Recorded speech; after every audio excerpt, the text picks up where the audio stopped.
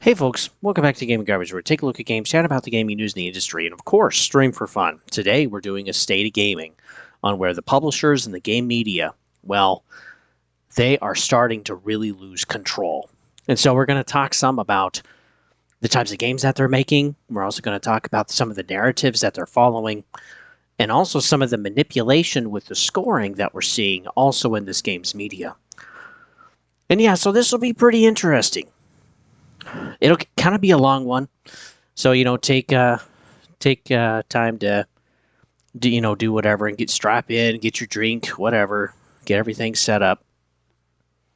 But yeah, this really too is kind of an understanding with like the review scores at least, and understanding why they want to grade maybe higher than users normally would, because they don't really want to hurt their business, right? Because they get views, they get likes, but also there's manipulation there. And the publishers generally mislead to some degree on a lot of their material. And this is why YouTubers lately, why they've been exploding in popularity. Sharing the news, sharing reviews, showing what they're seeing. And, while it is just case-by-case study, when eventually you have enough of them, you have a really good idea of actually what's accurate. And this is usually shifted some from what the critics say or from what the mass media news says or what the publishers are presenting. And this is why we like YouTube. Okay, it's probably the best platform we actually have to get our word out there. And generally, viewers feel that YouTube folks are more genuine, more detailed, and I'll just going from the stance of video games, but like ultimately, what we're seeing lately is games media is actually going broke. So we've seen Polygon be sold. Giant Bomb has gone independent, almost disappeared, by the way. IGN has also bought Eurogamer, Games Industry Biz, VG247, and Rock Paper Shotgun, and I think a few others. Kotaku has also had 2 sets of layoffs in 2023 and also in 24. Jezebel doesn't even exist anymore. They're closed. And even IGN has had a light amount of layoffs. And all of this is, a lot of this has to do with folks losing trust with these companies actually presenting the news, and they're losing readers. And then something on top of it is that Google isn't really pushing the traffic anymore. So they actually have to bring something to the table to entice people to want to read, instead of Google just, putting up in the top 10 or the first page on a Google search. And yeah, that's not really the case anymore. Because again, Google wants to make money too. And so they're going to put whatever is, selling for viewership. And that's not always gaming media. So where did we start to lose this trust, actually? It's always kind of been there. It's been there for a long time, right? But I think there was one particular catalyst in the 2020s that really set people off and really kind of like woke people up to like, wow, this is just blatant manipulation. And this has to do, I think, with Hogwarts Legacy. So again, it's always kind of been there, but I think this was kind of the nail in the coffin. So Hogwarts Legacy was based off of the Harry Potter franchise made by J.K. Rowling. And this was a AA game. It wasn't a massive budget, but it wasn't expected to really be anything. We know that because Warner Brothers Games was actually pushing other games instead. Hogwarts Legacy was just kind of something in the background. And again, we even got to see that with Helldivers 2, with how Sony was treating it compared to other IPs. But Helldivers 2 is actually the one that got all of the players, that has been the one making the money. And Hogwarts Legacy has been doing exactly the same thing. So let's go ahead and get into this. So J.K. Rowling had an opinion that actually pushed for a boycott a few years later of this game. And, this horribly failed. The game delivered better than what expectations were. Many games media were giving it a 70s or 80s after maybe a couple of weeks, and a week or two, and a lot of players were giving it 80s or 90s or even 10 out of 10. So a lot of players were actually liking Hogwarts Legacy. But pretty much every media saturated with their feed with the boycott. So in the very beginning, Wired gave a 1 out of 10. The Gamer declined to actually review the game and suggested not to play it. Rock Paper Shotgun didn't do a review either, and reviewed games made by trans devs. Polygon also made guides for the game, but showed a disclaimer saying Rowling had stances against trans laws and trans rights, which again was not accurate. GameSpot also warned readers about Rowling's transphobic remarks that she had said. Again, this is years difference from when she made the remarks to what these reviews actually were and these guides were put out. Which is kind of crazy. We're actually going to go over what some of those tweets were. Former editor, also at Kotaku, was then at Axios, said that the game was a referendum on the author. Basically was, showing where she really stood. And there's plenty more, but I won't go over them all.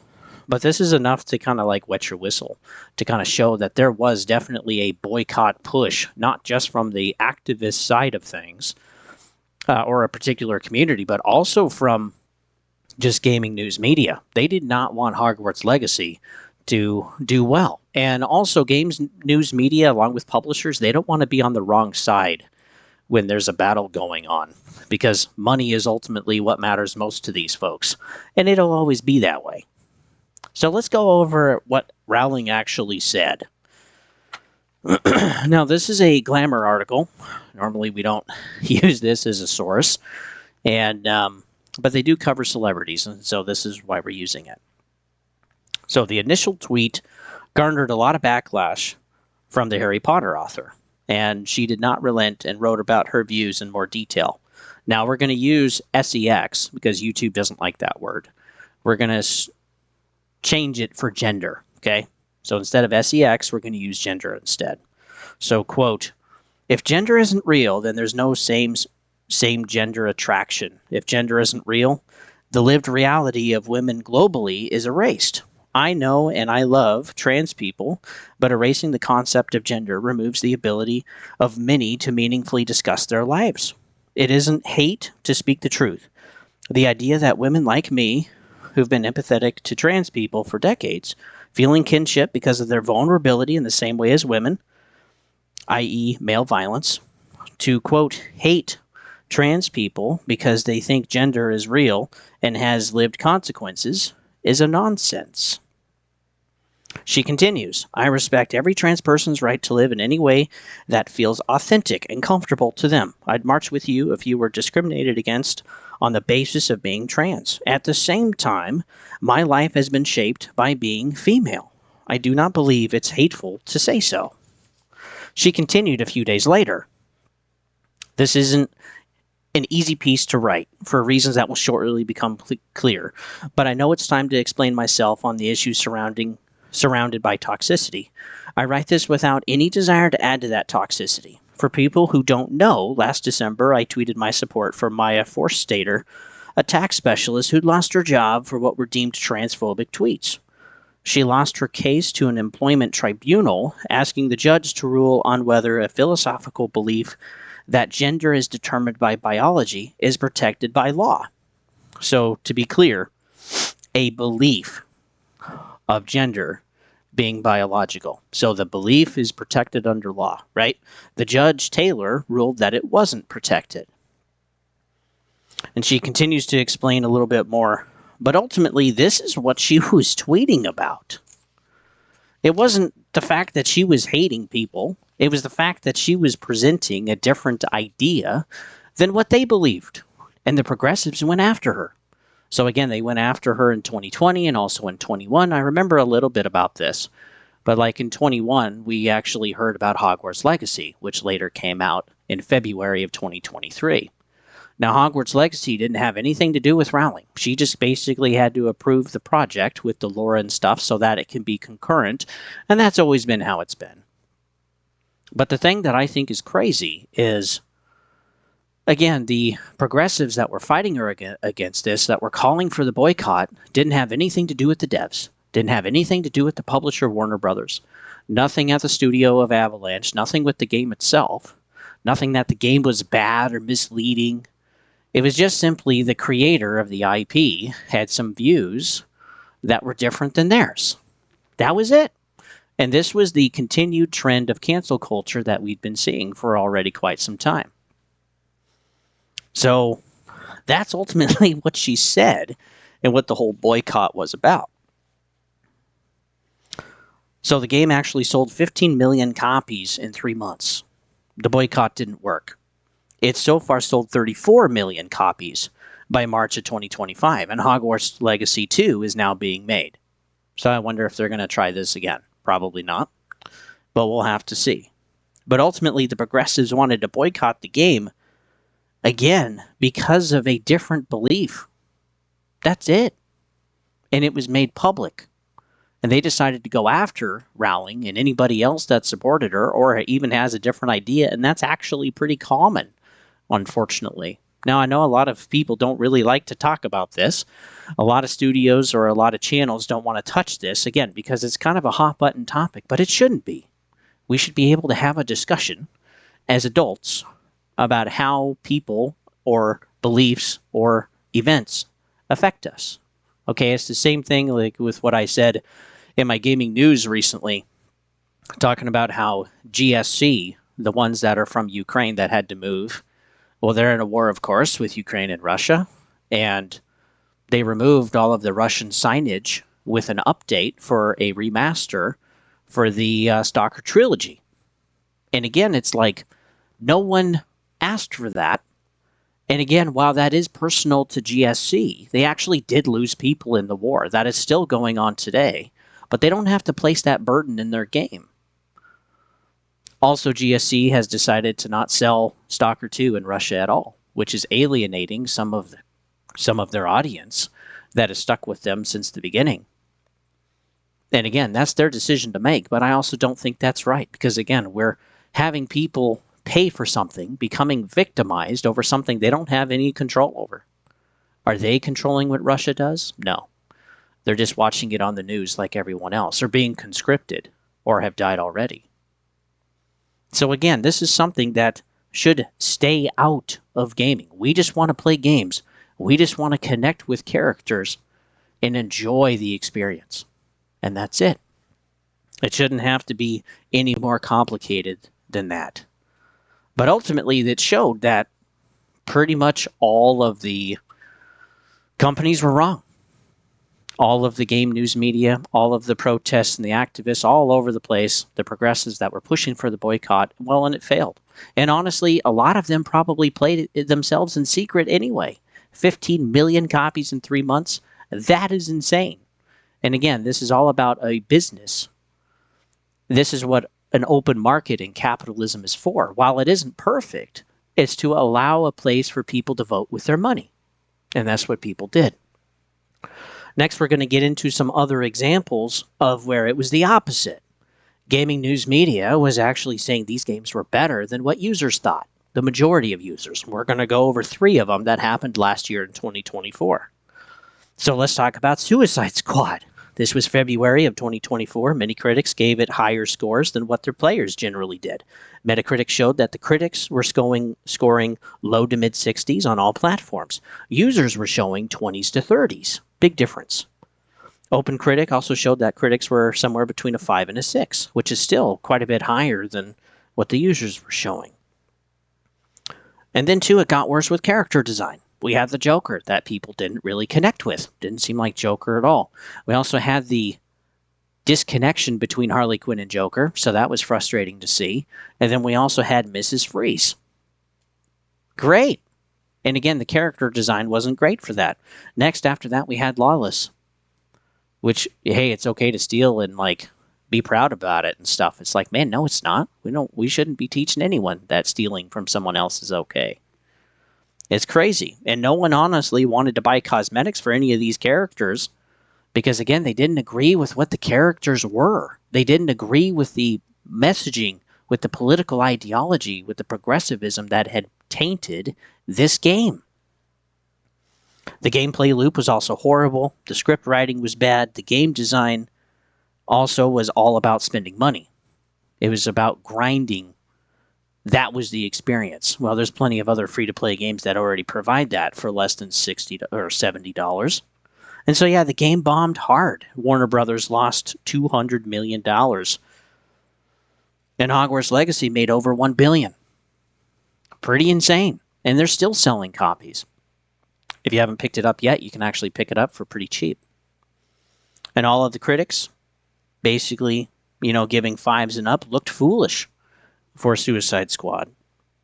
And next, let's talk about Concord. This came out August of 2024. Metacritic, again, gave it a 62. Players were giving it a 17. OpenCritic was averaging 64 out of 100. 12 days after launch, the game was taken offline. Found out 25,000 copies were sold. Sony lost their butt at $400 million. $200 million for purchasing the studio, and another $200 million for actually getting the game ready to ship. And that was crazy. And again, it was character design. The gameplay was fairly fun, okay, what people expected, but again, it was another 5v5, and people weren't really excited about that because there were already 5v5s that were free. And now they were asking for $40 on top of microtransactions and all of that, which sounded insane. And then the character designs, like Burlap Grandma, wearing some 1980s sweatpants, also did not scream hero. And while some of them looked great, and some of them looked okay, there were some other ones that honestly looked horrible. And they were the ones that had made the news and were pushed all over the place. Again, the gaming media looked way off and way out of touch. And so did Sony. So did the heads at Sony, and a lot of them have been fired or replaced or demoted.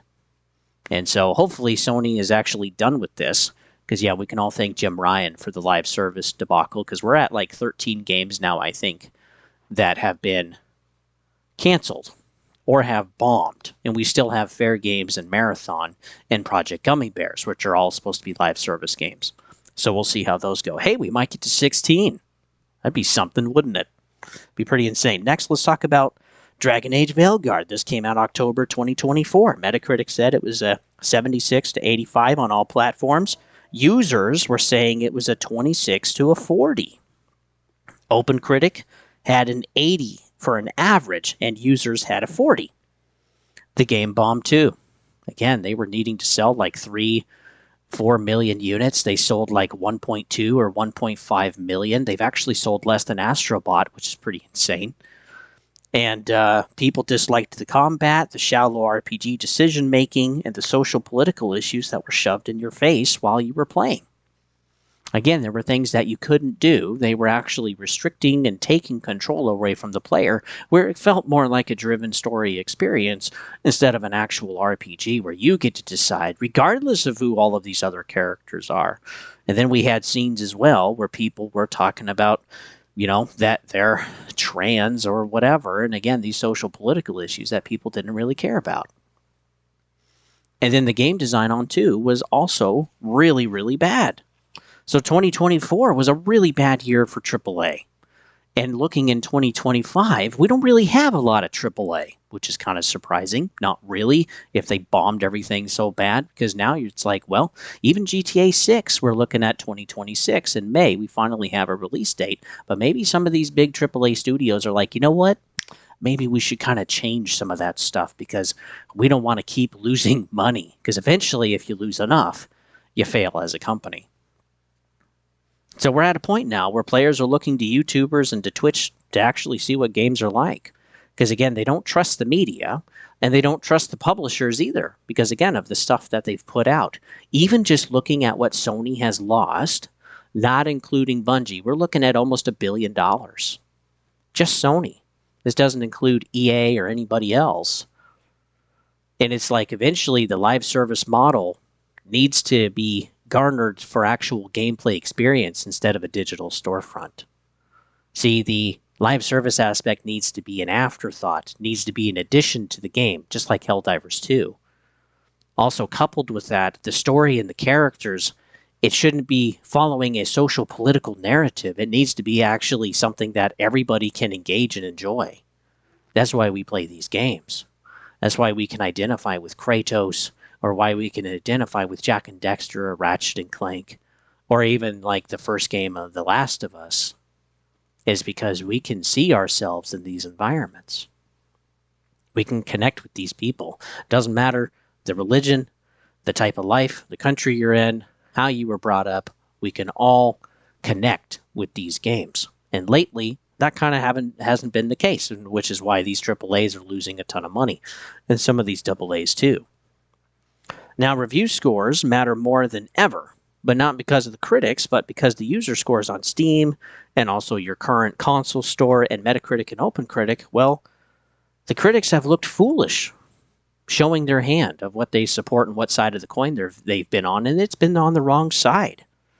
And it shows, too, that the critics, they don't know their audience, that they also have favoritism toward publishers and sociopolitics, again, which we don't want. We want honest reviews. This is why YouTube is kicking off. Same with Twitch.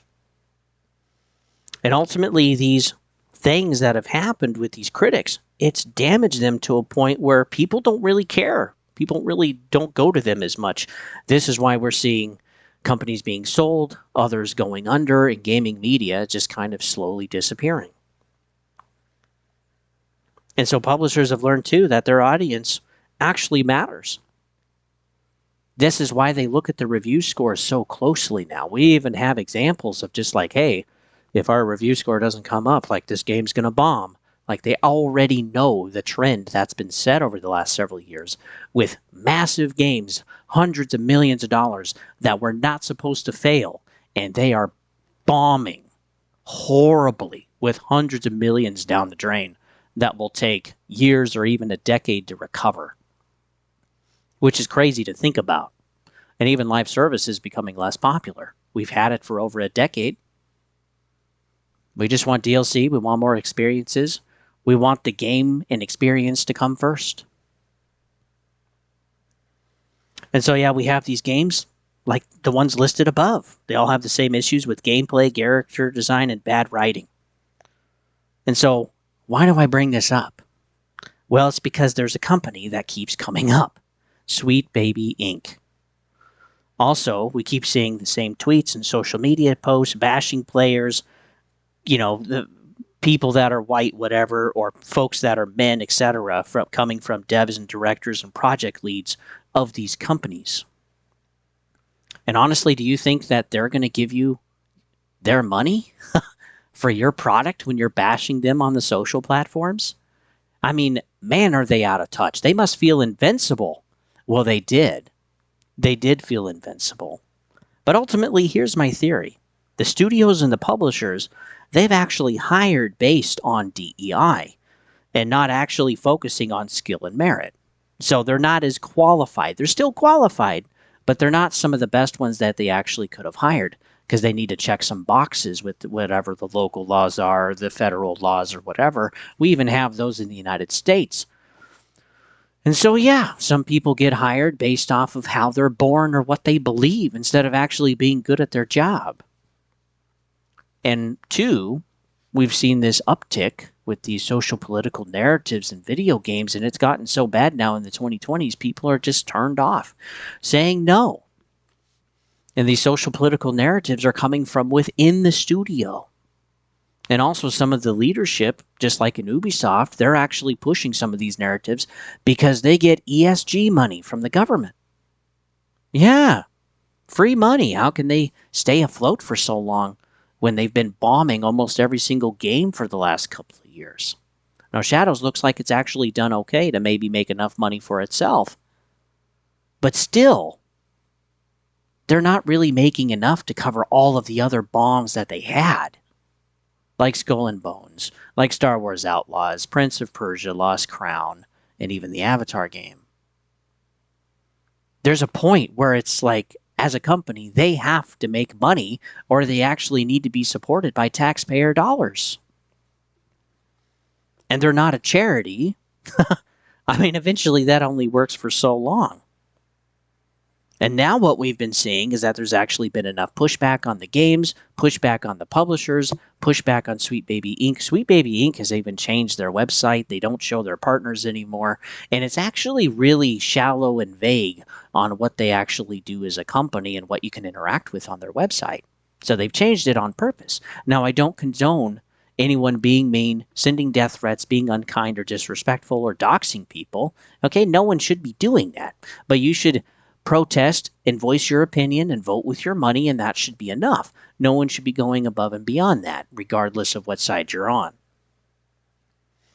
But now there's also been pushback, and the publishers are starting to change and shift. So Microsoft has scaled back all but one team for the whole company for their DEI. Take-Two is also removing references of DEI in their 2025 report, calling it now diversity of thought. Because again, you don't want that toxic positivity like we heard in Veilguard, like we heard in Concord, of just like, hey, they don't want to listen to us, fine. Let it blow up, I guess. I'll just go get another job. CI Games and also Arrowhead Studios, the ones that have made Lords of the Fallen reboot and also done Helldivers 2, they said that they're not putting DEI in their game. And even again, some of the same activists, some of the same progressives have been pushing to boycott and bash Lords of the Fallen, the game, the developer Hexworks Studios, because they put a vote out to say, hey, do you actually want male or female or type body 1 and 2? The community voted with over 80% saying, hey, we want male and female, so that's what they did. And that's so horrible to them. That again, they're wanting to damage a studio, just like with Hogwarts Legacy, because again, it's going against their own belief and narrative. It's not the fact that they're okay with having a discussion, it's that they're wanting to force you, regardless of what you think. They want to force you to say what they say. This is where this toxic positivity has come from, and in my freaking opinion, it doesn't belong in our games.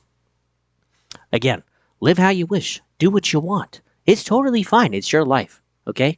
It's your life. It's your money. That's totally fine. But to force anything down anyone else's throat is not going to get them to convert over. And to try to strong-arm them with cancel culture and federal law and all of this type of stuff and trying to get people fired is horrendous. I mean, anybody that does that on either side, you guys are freaking monsters. It's insane.